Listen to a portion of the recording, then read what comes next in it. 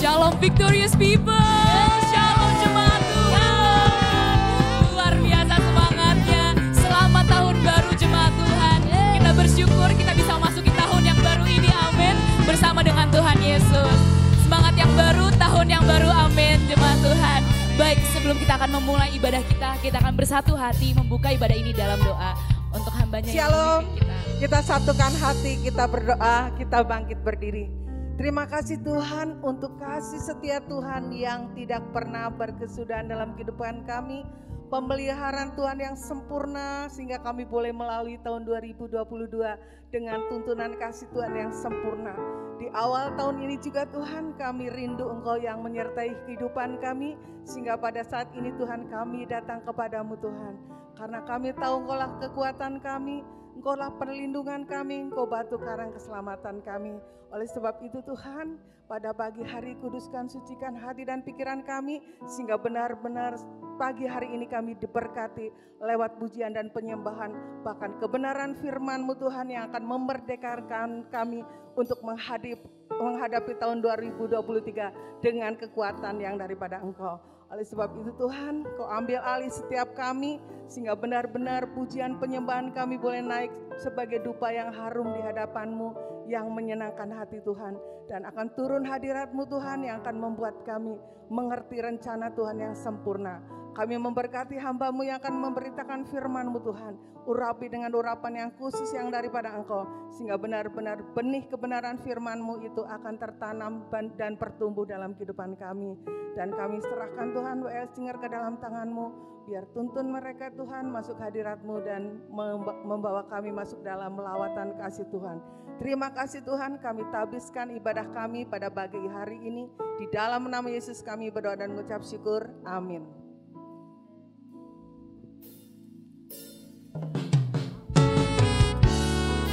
Kita bersyukur pada hari ini. Kita diperkenankan untuk menginjakkan kaki di tahun yang baru. Semua hanya karena kasih, kemurahan dan anugerah Tuhan. Oh, ku ada karena kasih-Mu. Ku ada sebab anugerah-Mu. Tuhan Yesus, ku berterima kasih buat kasih rahmat-Mu. Katakan, ku ada, oh, sebab anugerah-Mu. Ku ada sekarang, ku ada karena kasih-Mu.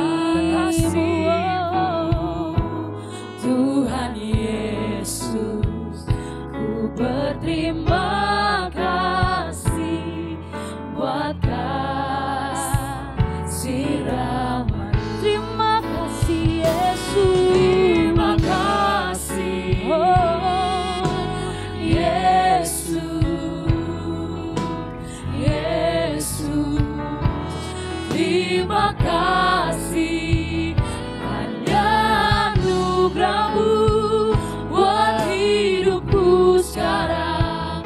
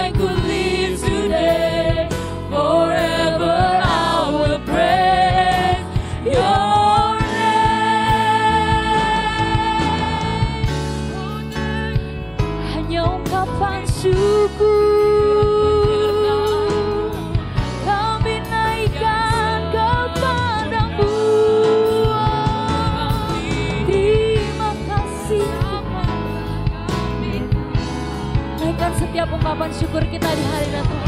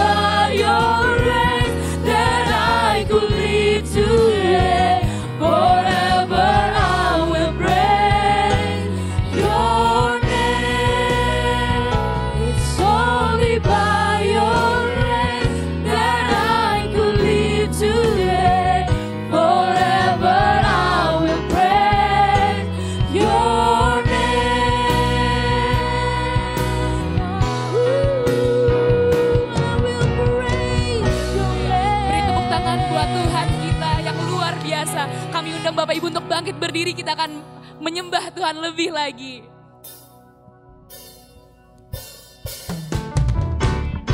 Amin. Kita percaya Allah kita sanggup, amin Bapak Ibu Saudara.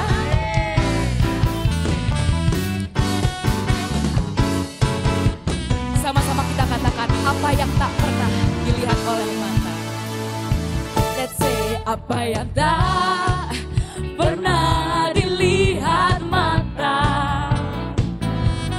yang tak pernah didengar telinga, yang tak pernah timbul di dalam hati, semua disediakannya bagi yang mengasihi Dia. Katakan Allah sanggup, Allah sanggup melakukan segala perkara, dulu, sekarang, dan selamanya. Kuasanya tidak berubah. Allah sanggup melakukan segala perkara, dulu, sekarang, dan selamanya. Kuasanya tak berubah. Amin. Mari kita serukan apa yang tak pernah, apa yang tak pernah dilihat mata, yang tak pernah didengar telinga, apa yang tak pernah di dalam hati, semua disediakannya bagi yang mengasihi Dia. Allah sanggup melakukan segala perkara, dulu, sekarang, dan selamanya. Kuasanya tidak berubah. Allah sanggup melakukan segala perkara, dulu, sekarang, dan selamanya. Kuasanya tak berubah. Sekali lagi kita katakan Allah sanggup, Allah sanggup melakukan segala perkara, dulu, sekarang, dan selamanya. Kuasanya tidak berubah. Allah sanggup melakukan segala perkara, dulu, sekarang, dan selamanya. Kuasanya tak berubah. Sambil bertepuk tangan buat Tuhan, kita mau katakan kita percaya Allah kita sanggup. Gak ada yang tidak mungkin bagi Tuhan kita. Amin, amin.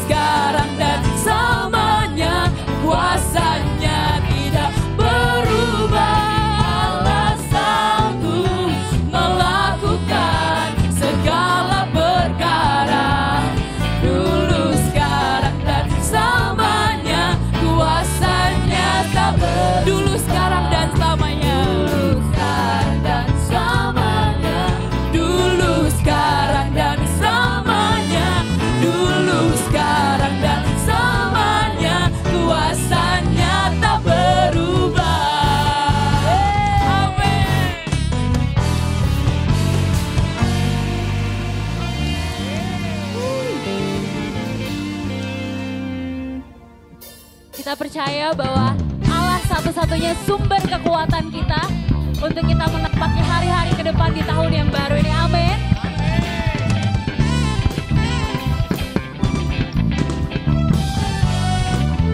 Dengan sukacita kita mau katakan, hanya kau milikku, hanya kau milikku di surga. Tiada yang ku ingini di bumi, hanya kau. Tak kuandalkan kekuatanku, tak kuandalkan kekuatanku. Namun yang pasti Tuhan satu-satu. Namun yang pasti tetap selamanya dalam hidup kita. Kau tetap selamanya Allah sumber kuatku, Allah sumber kuatku, Allah sumber kuatku dan bagianku selamanya, selamanya.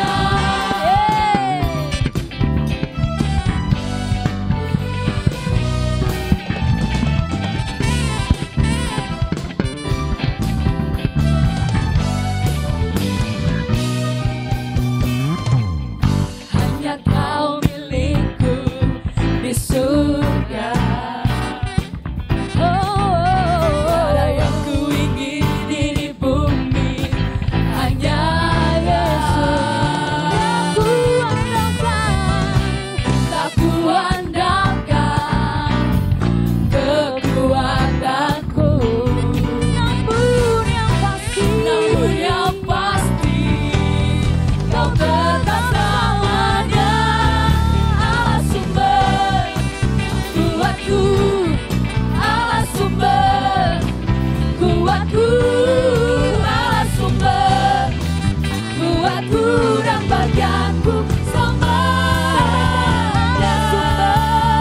Sumber kuatku, Allah sumber kuatku, Allah sumber kuatku dan bagianku selamanya.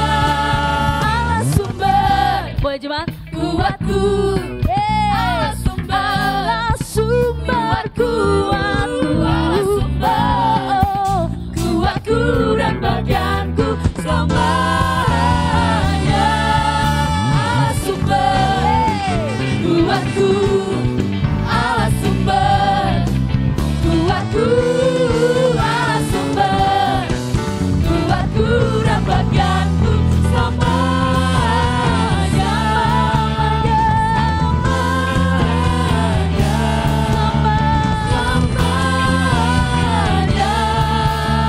selamanya,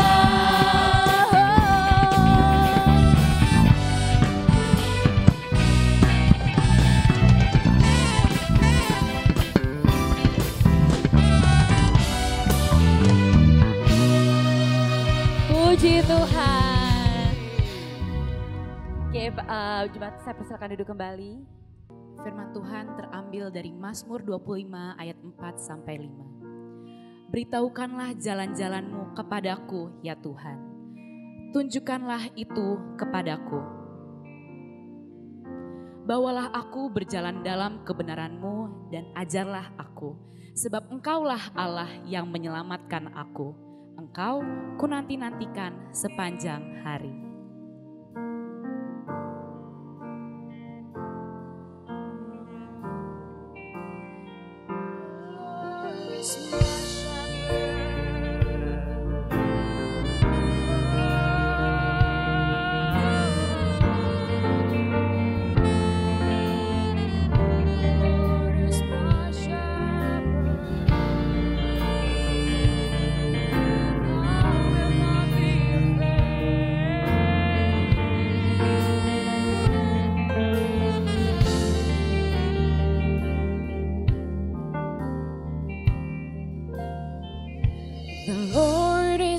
Shepherd, I shall not fear.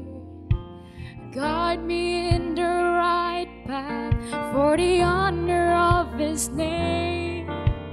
Even though I walk through the darkest valley,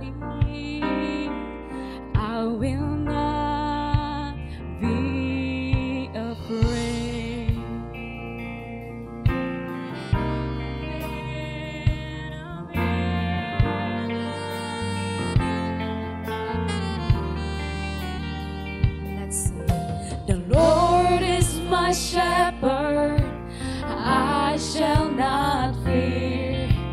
Guide me in the right path for the honor of His name.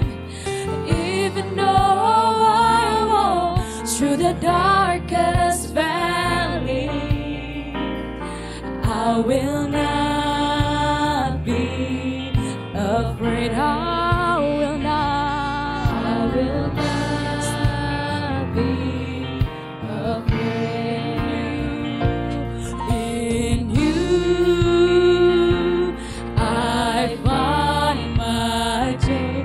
In You I find my joy. In You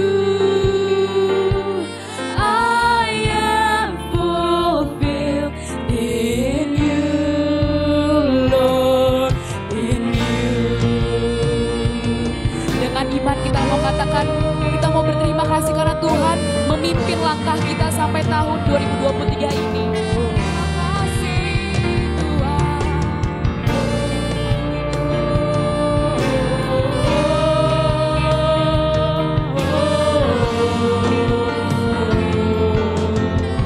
Kau gembalaku, Kau gembalaku, ku takkan takut. Kau menuntunku Tuhan, Kau menuntunku untuk kemuliaan-Mu.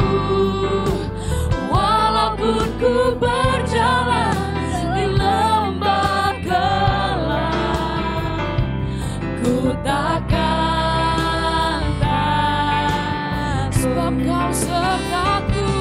Sebab Kau sertaku. Dalam-Mu Tuhan, dalam-Mu damaiku dapat, dalam-Mu sukacitaku, dalam-Mu aku penuh, dalam-Mu, yes Tuhan, ini doa kami Tuhan. Dalam-Mu damaiku dapat, dalam-Mu sukacitaku, dalam-Mu aku penuh Tuhan. Aku penuh, dalam-Mu Yesusku. Di dalam-Mu,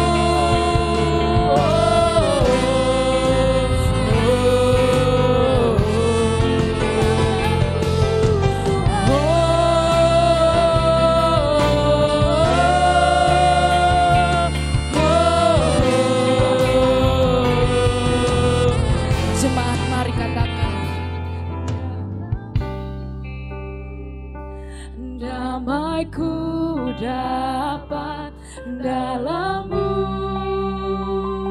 sukacitaku, dalam-Mu aku penuh, dalam-Mu, yes, dalam-Mu Tuhan, dalam-Mu Bapa, damaiku dapat, dalam-Mu sukacitaku, dalam-Mu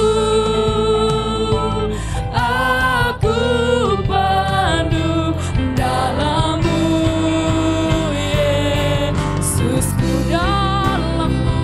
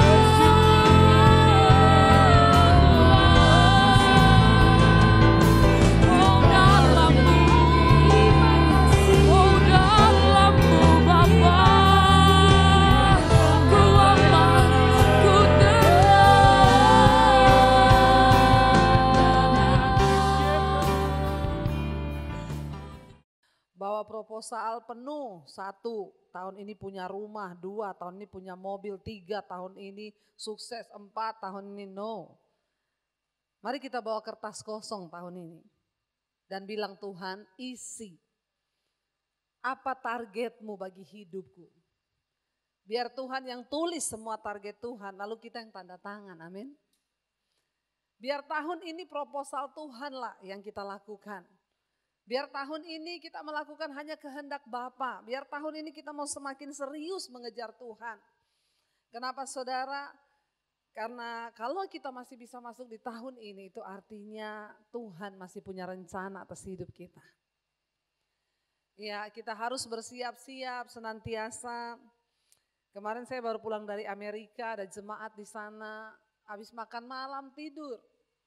Istrinya dengar, kenapa suara ngoroknya nggak ada. Lalu istrinya curiga, digoyang-goyang bangunin, sudah tidak bangun. Bapaknya meninggal, lagi tidur. Ya, tidak bisa memasuki tahun 2023, tapi itulah yang terindah. Lagi tidur dipanggil Tuhan loh. Makanya seorang jemaat telepon saya nangis, Bu, saya divonis dokter kena kanker stadium akhir dan kata dokter umur saya tinggal 6 bulan. Berarti saya harus menyiapkan hidup untuk mati ya Bu. Saya bilang, Bu, jangankan ibu yang divonis 6 bulan hidupnya, saya nih loh. Saya itu hari-hari ini mempersiapkan untuk mati. Bukan cuma orang yang sudah divonis dokter kena kanker dan umurnya tinggal 6 bulan yang mempersiapkan hidupnya untuk mati. Saya bilang ibu divonis dokter 6 bulan, ada yang gak divonis. Nanti malam mati, besok mati. Siapa yang tahu dengan hidup ini? Amin saudara. Makanya bagian kita adalah terus kejar perkenanan Tuhan. Tuhan sembuhkan ibu dari sakit, puji Tuhan. Tuhan gak sembuhkan pun, mati itu untung Bu. Bilang amin. Saya bukan pendeta yang mau nyenang-nyenangkan jemaat.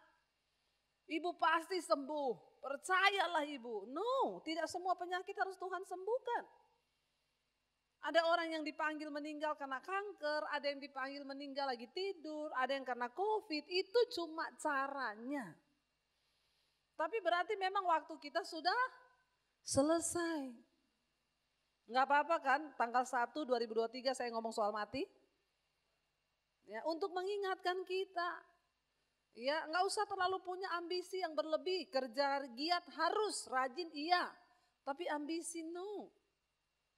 Biar kita hanya berkata Tuhan rencanamu jadi atas hidupku. Tema firman Tuhan hari ini adalah hidup berfokus kepada Kristus. Ya, hidup berfokus kepada Kristus terambil dari Filipi pasal yang ketiga, ayat 13 dan ayat yang ke-14 saudara. Ayat 13 berkata begini, baca bersama 1, 2, 3. Saudara-saudara, aku sendiri tidak menganggap bahwa aku telah menangkapnya. Tetapi ini yang kulakukan, aku melupakan apa yang telah di belakangku dan mengarahkan diri kepada apa yang di hadapanku.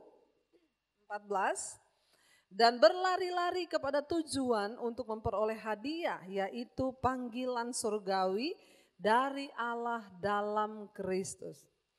Ya, dikatakan Rasul Paulus berkata saudara di sana, saudara-saudara, aku sendiri tidak menganggap bahwa aku telah menangkapnya. Tetapi ini yang kulakukan, aku melupakan apa yang telah di belakangku dan mengarahkan diri kepada apa yang di hadapanku dan berlari-lari kepada tujuan untuk memperoleh hadiah, yaitu panggilan surgawi dari Allah dalam Kristus Yesus. Apa yang Rasul Paulus maksud ya? Aku sendiri tidak menganggap bahwa aku telah menangkapnya. Saudara, ketika dia belum dipanggil mengenal Yesus, Rasul Paulus hidup dengan semua kebanggaannya. Makanya dia berkata, ini yang aku lakukan, aku melupakan apa yang telah di belakangku. Apa yang di belakangnya Rasul Paulus? Semua kebanggaannya. Dia sedang bercerita tentang kebanggaan secara lahiriah yang pernah dia hidupi, yang pernah dia jalani. Apa itu saudara? Ya, kita baca bersama. Kalau kita lihat ya, ayat 4 di sana dikatakan begini, Filipi 3 ayat 4. Filipi pasal yang ketiga ayat yang keempat, sekalipun aku juga ada alasan untuk menaruh percaya pada hal-hal lahiriah, jika ada orang menyangka dapat menaruh percaya pada hal-hal lahiriah, aku lebih lagi. Ya, ini kebanggaannya saudara. Ayat yang kelima dia bilang apa? Disunat pada hari yang ke-8 Rasul Paulus, ya. Dia berasal dari bangsa Israel, dari suku Benyamin, orang Ibrani asli. Tentang pendirian terhadap hukum Taurat, aku orang Farisi. Sudah gak ada yang lawan orang Farisi dalam hal hukum Taurat. Jadi dia berkata, kalau aku mau berbangga secara lahiriah, aku dapat berbangga. Tetapi apa dia bilang di sana saudara? Tentang kegiatan ayat 6. Ya, ayat yang ke-6 tentang kegiatan, aku apa? Penganiaya jemaat. Kebanggaan bagi orang Farisi adalah menganiaya pengikut Kristus. Kalau ada yang tidak sesuai dengan ajaran mereka dianiaya, wah, dapat pahala. Ya, bahkan sampai hari ini masih ada yang beranggapan kalau mereka menganiaya orang-orang yang bukan seagama itu mereka dapat pahala dari Allah. Ya, dan Rasul Paulus sebagai Farisi asli pun dia berbangga. Dulu aku ini seorang penganiaya jemaat. Tentang kebenaran dalam mentaati hukum Taurat, aku tidak bercacat. Wow. Dalam mentaati hukum Taurat dia nggak ada cacatnya. Bangga nggak? Bangga. Tapi dia bilang apa saudara di sana ayat 7, tetapi yang dahulu merupakan keuntungan bagiku sekarang apa? Kuanggap rugi karena Kristus. Semua orang yang mau mengejar Kristus dan fokus kepada Yesus, dia harus meninggalkan semua apa yang dulu merupakan keuntungan baginya. Sekarang kita harus anggap rugi itu semua.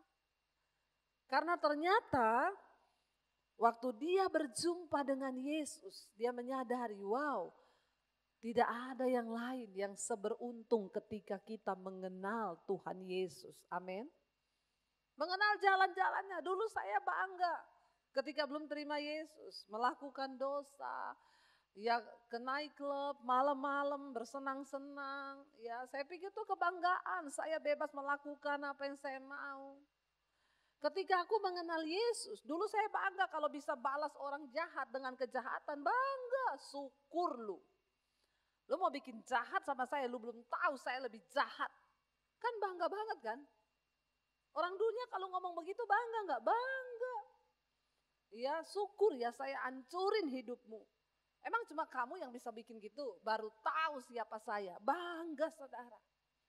Tapi waktu kita mengenal Yesus, semua kebanggaan itu ternyata sampah. Kalau kita tidak menganggap sampah segala sesuatu yang menurut kita dulu itu untung, maka kita tidak akan pernah memperoleh Kristus di hidup ini. Kita harus anggap rugi dulu, apa? Kepinteranmu. Ya, saya ingat seorang bersaksi kepada saya, Bu, saya akhirnya bertemu dengan Tuhan Yesus secara pribadi. Benar semua yang ibu khotbahkan. Saya dulu Bu, dari saya masih sekolah sampai saya kuliah, saya lulus cum laude. Saya pinter, semua yang saya mau itu pasti saya dapat.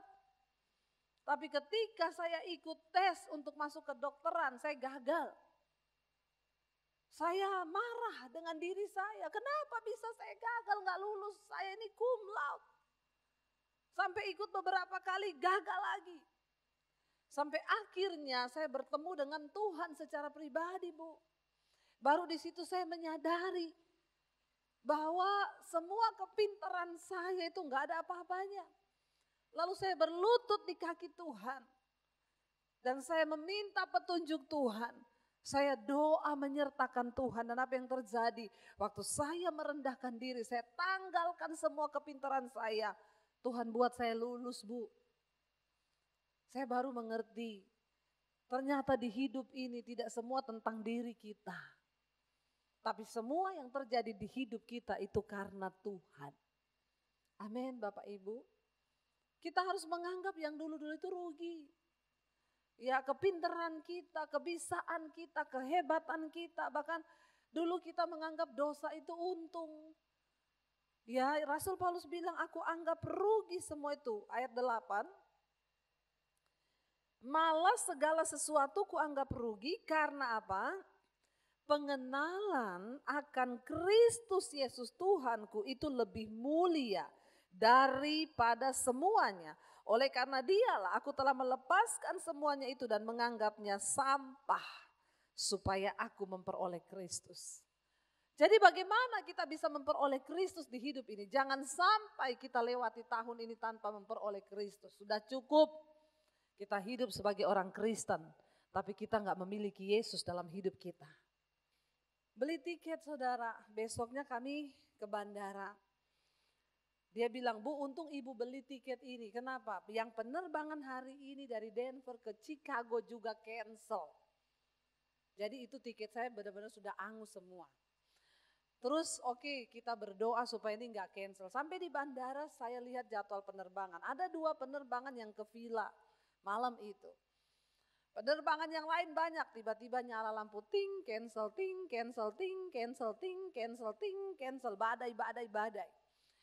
Saya lihat cuma yang 2 ini villa, tiba-tiba yang di atasnya kita ting, cancel yang ke villa. Aduh Tuhan tolong, Tuhan punya kita, jangan Tuhan, please Tuhan. Tiba-tiba bunyi lampu ting, delay 1 jam. Puji Tuhan cuma delay. Udah mendekati 1 jam, ayo siap-siap mau naik pesawat. Nyala lagi, ting, delay, tambah 1 jam lagi. Oh Tuhan tolong jangan sampai cancel, udah 2 kali delay nih. Tiba-tiba akhirnya kita dipanggil naik ke pesawat. Pesawat itu penuh sekali sampai di belakang karena memang semua orang di cancel, mereka beralih ke pesawat itu. Tiket mahal pun orang namanya butuh, mau pulang, mau kerja. Ya di tengah badai, goncangan, bersyukur aja. Tapi saya mau sampaikan ini saudara. Ya, di dalam Yesus itu ada ketenangan, ada damai. Kita penuh di dalam Dia. Waktu naik pesawat beberapa kali kami mengalami badai, goncangannya kenceng. Suami saya itu tutup jendela. Sudah diumumkan beberapa saat lagi kami akan mendarat, tapi goncangannya kenceng sekali. Saya bilang suami saya, buka tuh jendela. Saya mau lihat kota, kalau udah kelihatan kota agak ayem di hati gitu ya. Karena sudah dibilang mau landing, biasanya kalau udah dibilang landing itu sudah mulai kelihatan lah rumah-rumah.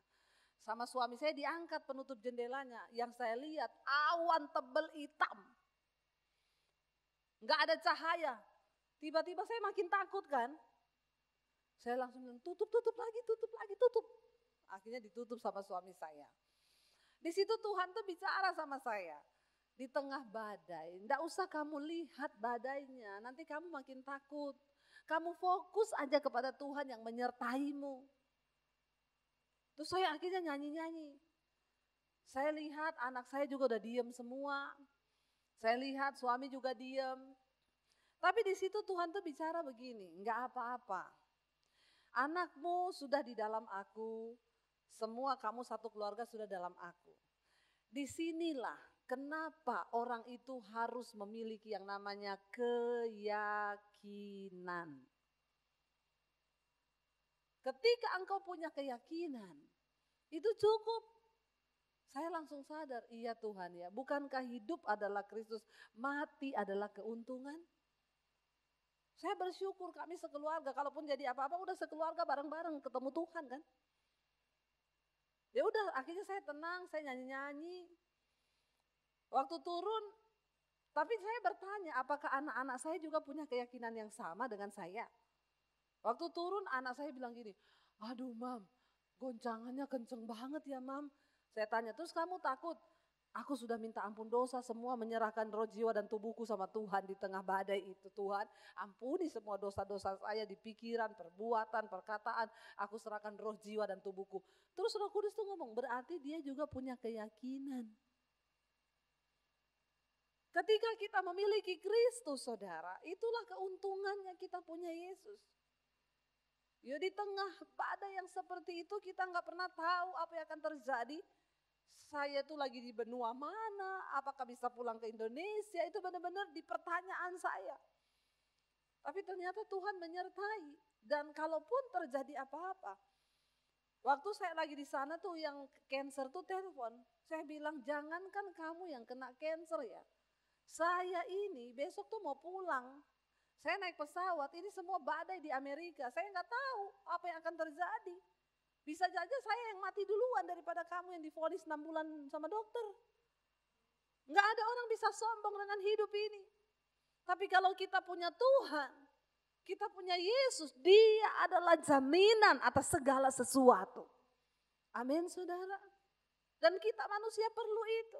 Makanya di sini dikatakan, lepaskan semuanya itu, menganggapnya sampah supaya kita memperoleh Kristus.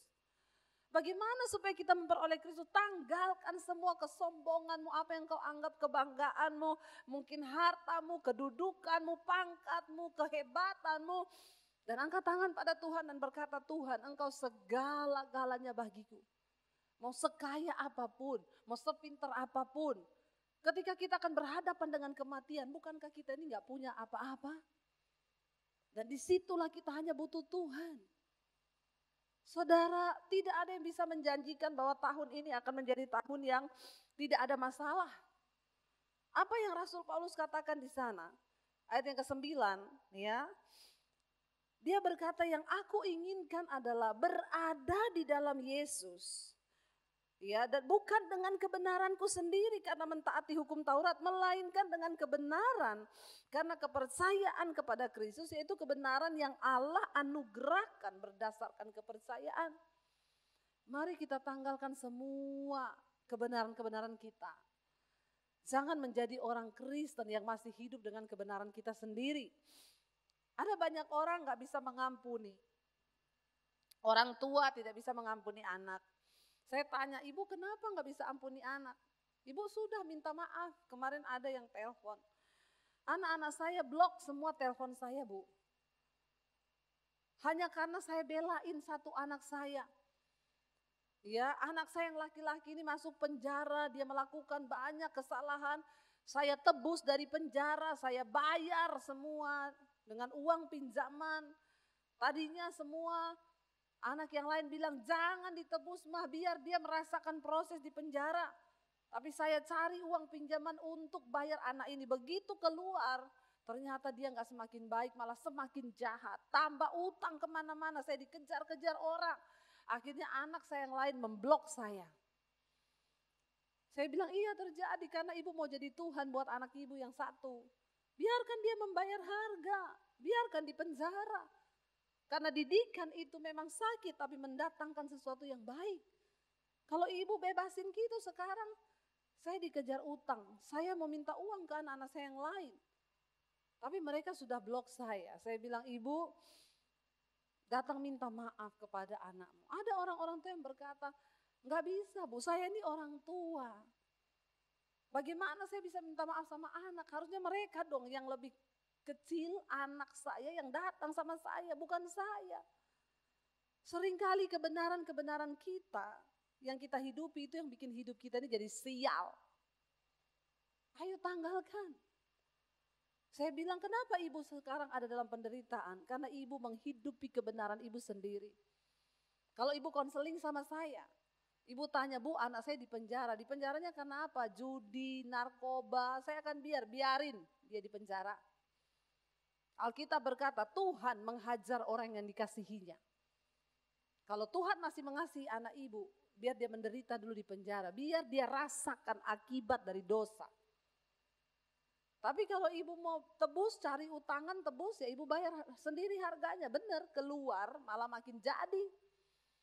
Utang kanan kiri bikin susah orang tua. Ya karena ibu menghidupi kebenaran ibu dan ibu mau jadi Tuhan buat anaknya ibu. Saudara, mari kita mulai tanggalkan semua kebenaran-kebenaran yang menurut kita tuh benar. Kembali kepada firman Tuhan. Bilang, Tuhan, tahun ini aku gak mau hidup dengan kebenaranku. Aku minta kebenaranmu penuhi hidupku. Rasul Paulus berkata begini, dia tanggalkan semua kebenarannya kan. Yang ku kehendaki ayat 10 ialah mengenal Yesus dan kuasa kebangkitannya dan persekutuan dalam penderitaannya. Di mana aku menjadi serupa dengan dia dalam kematiannya. Kita mengenal Yesus, fokus kepada Yesus itu satu paket. Dikatakan mengenal dia, mengenal kuasa kebangkitannya dan persekutuan di dalam penderitaan. Jadi kenal Yesus. Menjadi Kristen itu satu paket, harus mengenal Yesus, mengalami kuasa kebangkitan dan bersekutu di dalam penderitaan. Jangan berpikir bahwa tahun ini tidak akan ada penderitaan. Aku menderita itu baik bagiku. Supaya aku belajar tentang ketetapan Tuhan. Orang itu kalau gak menderita tidak belajar. Jadi saya berdoa yang belum menderita biar menderita. Menderita karena kebenaran. Tidak apa-apa. Kita belajar untuk melakukan hukum-hukum Tuhan. Jangan membenci proses, saudara. Tahun ini bilang, Tuhan bentuk aku. Sekalipun itu sakit, proses hidupku. Supaya aku semakin lagi mengenal kebenaran-Mu. Gak apa-apa aku menderita Tuhan. Yang penting aku mengenal kehendak Tuhan dalam hidupku. Itu loh yang Tuhan mau.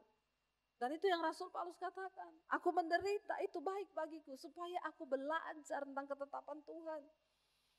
Jadi satu paket ya, mengenal Yesus.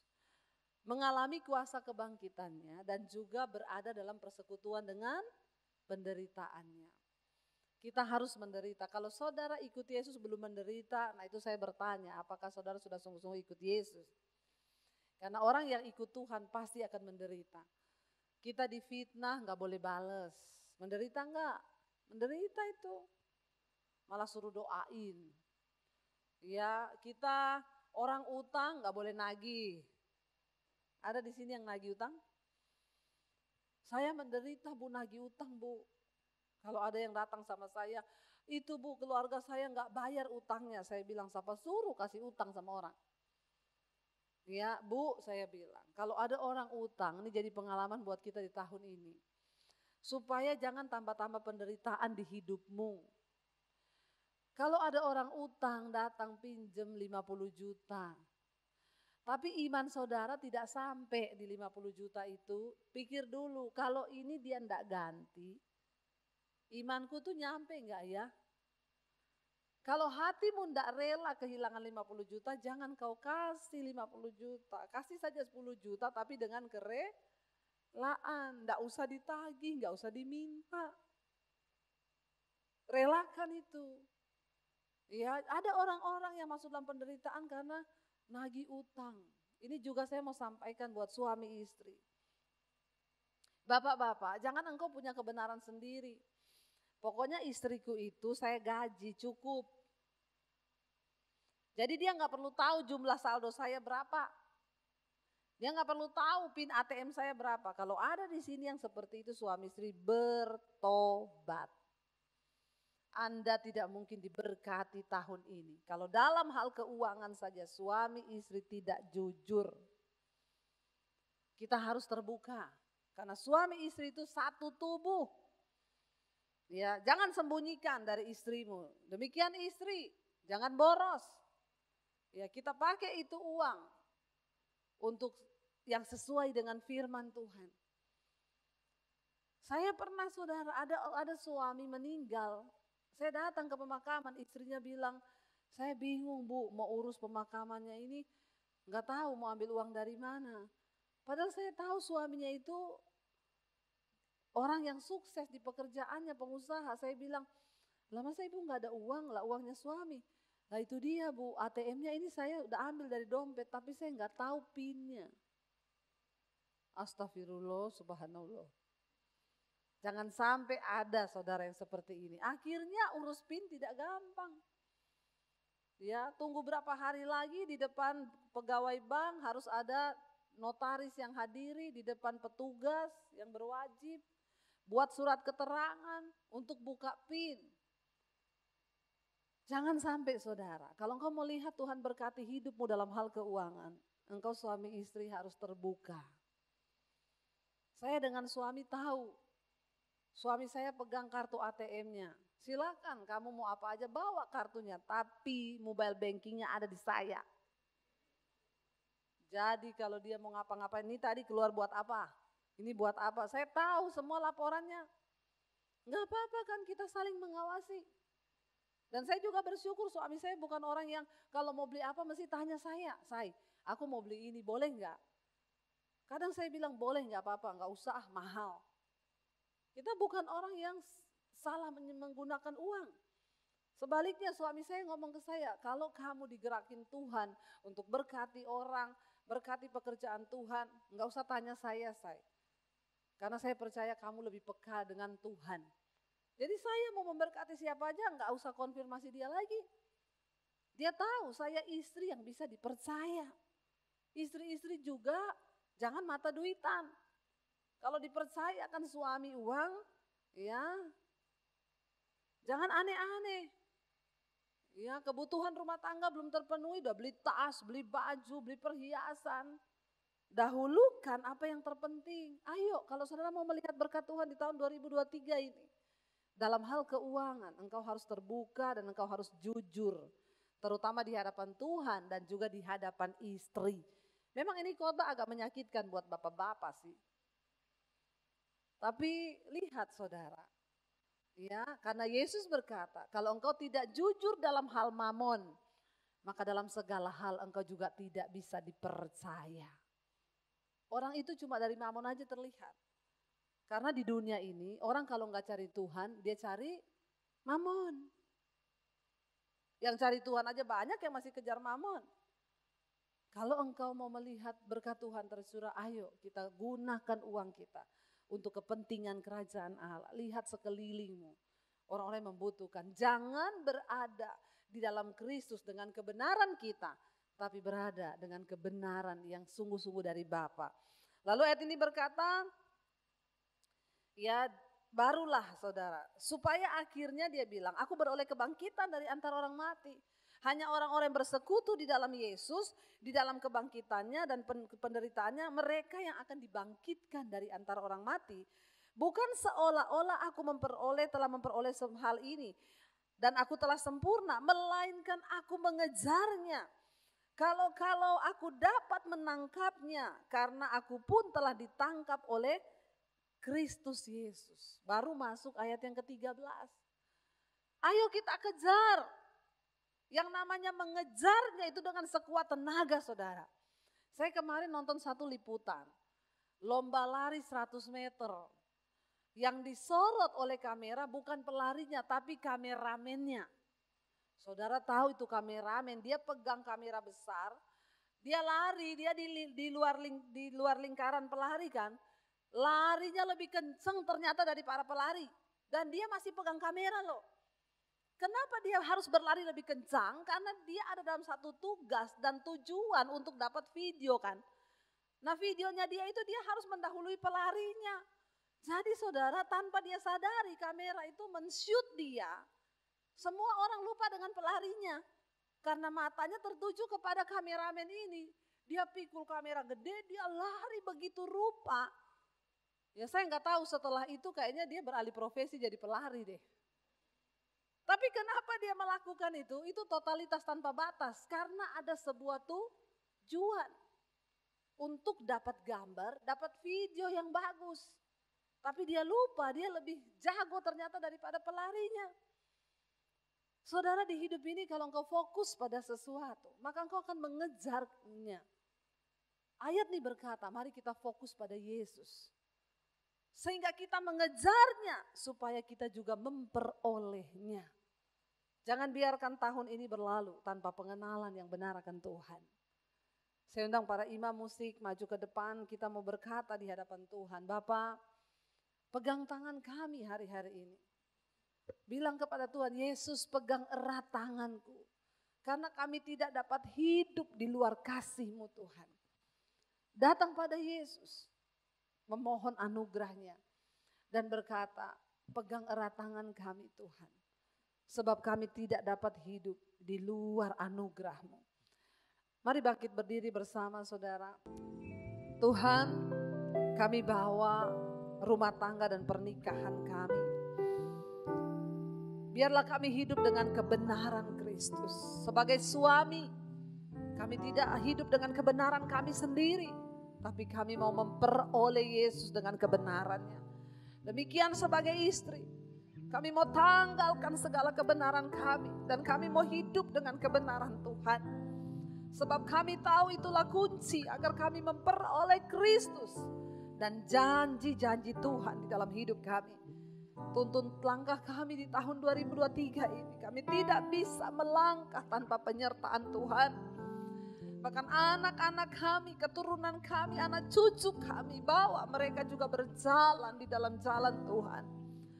Berkati Bapak setiap anak-anak-Mu yang mau sungguh-sungguh mencari wajah-Mu. Mampukan kami berlari terus di tahun ini. Hidup kerohanian kami lebih dan lebih lagi Bapak. Hamba berdoa bagi setiap anak-anak-Mu.